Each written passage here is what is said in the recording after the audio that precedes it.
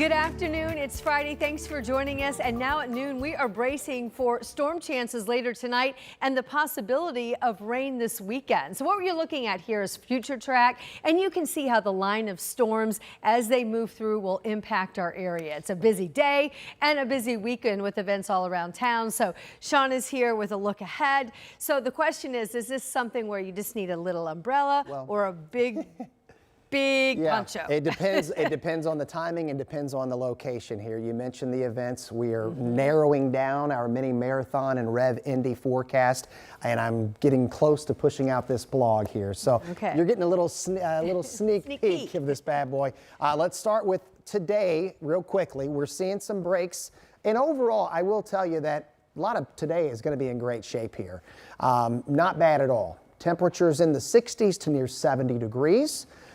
I mentioned a few pop-ups there. Those are moving into Ohio. And then what we're going to be looking for is what's going to be happening downstream. You can see where the severe weather risk is, and it's for this complex of thunderstorms. Ohio River southward, that's where the wind action is going to be. There's going to be two of these that are going to move through. This one that you're seeing right now, and then another one overnight and very early tomorrow morning before 6 o'clock. It's the second one that will be focused on for mini marathon impacts here. Now, this is the first one that we're talking about. Rain, rumbles of thunder, Bloomington, Columbus, toward the Ohio River, some shower action, and maybe a couple of rumbles of thunder here around the metro. This is at midnight. We're going to have some steady rain around. So we get closer to mini marathon time. I do believe it's going to be cloudy. We're going to have drizzle. Whether or not we've got a little bit heavier rain, that's about a 40 or 50% chance here. And then temperatures to start the run tomorrow morning will be in the 50s. Coming up here in about 15 minutes, we'll get a little more detailed into that and get you ready for what could be a wet rev in just a few minutes. All right, thanks so much, Sean. And we're making it easy for you to stay up to date and keep track of the impact of this weather as it moves through central Indiana. All you have to do is check out WTHR Plus. That's where you can find live Doppler 13 radar streaming, as well as in-depth forecasts and our extended weather coverage. All you have to do is download WTHR Plus. Do so on your TV. The best news is it's free.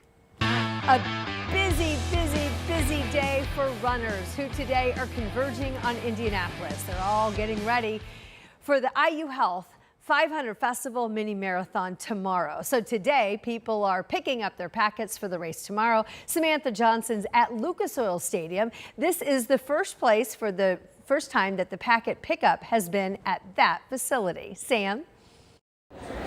Hey there, good afternoon to you. That's right, Lucas Oil Stadium, not the convention center like years past, but I can tell you it was a very easy process. Come in the north or south gates and join us here at the expo. And what's so cool about this is even if you're not running this weekend, you can still come down to the expo for free. Check out all the vendors and shops who are with us to celebrate the start of the month of May.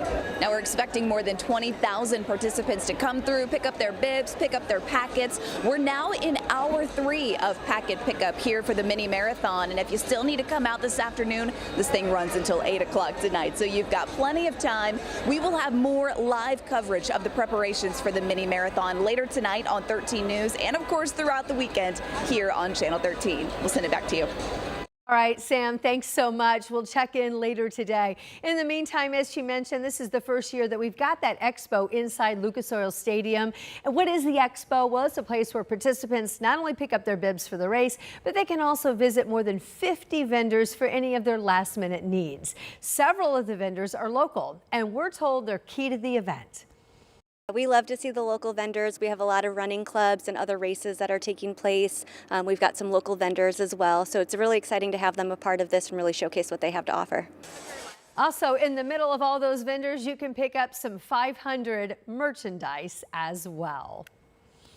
The runners are going to have a long course to navigate come race time tomorrow. And as you can imagine, that means we're going to have a lot of road closures around the central part of the city. So let's take a look at the route. It starts in front of the Indiana State Museum over there by the JW, and then it goes west on Washington, past the zoo, over to White River Parkway. Runners then head on Michigan to Holt Road, Then runners will go through Main Street and Speedway and then take a lap around the Indianapolis Motor Speedway.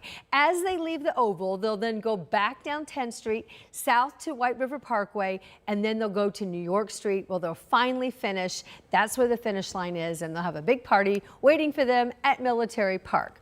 So here's a look at the road closures that will be put in place to accommodate the race. It includes parts of Washington from West Street back to Capitol Avenue. Also along White River Parkway, over to Michigan and Holt, 10th Street, New York Street, over to the White River, all the way over to the park. So all those streets, ancillary streets around the route. There are also some streets closed off by IMPD for the event. If you want to dig a little deeper, plan your route tomorrow. We have all of this posted for you online right now. Just head to our website at WTHR.com.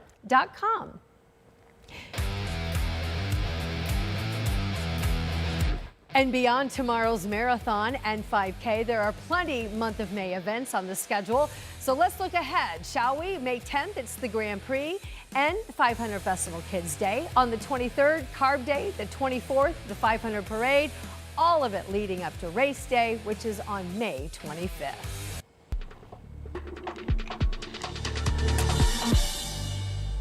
In the meantime, we've got some other racing that's underway here in the Midwest. The 151st running of the Kentucky Oaks happens to be today. What is the Oaks? Well, it is the big race that is ahead of the Derby. Isaiah Kim Martinez from our Louisville sister station looks ahead to today's big day in racing. We're here in Louisville, Kentucky at Churchill Downs for the 151st running of the Kentucky Oaks. Not the Kentucky Derby, but make no mistake, people turn out for this event. We had over 100,000 last year. We can expect somewhere close this year. We'll get a final number. You see the brand new renovated paddock as of last year, and it's still looking good for all the folks traveling both in-state and out of state to come see the spectacle that so many people talk about that first weekend in May. Come along with me here. You just see how folks get around here. It is a fairly big facility, but still, when you got 100 grand, tens of thousands, you get some slow movement on occasion, but people are out, they're excited, they're dressed in pink. Obviously, the Kentucky Oaks is about the fillies, it's about the women. And another event later today, we actually have a survivors parade that honors survivors of both breast and ovarian cancer women here in this area, which will be obviously a very significant and special event. We do have some rain in the forecast. We know 5:51, that'll be the key time. We'll see exactly what the rain looks like. Hopefully it holds off for the rest of today. For the Kentucky Derby 151, I'm Isaiah Kim Martinez.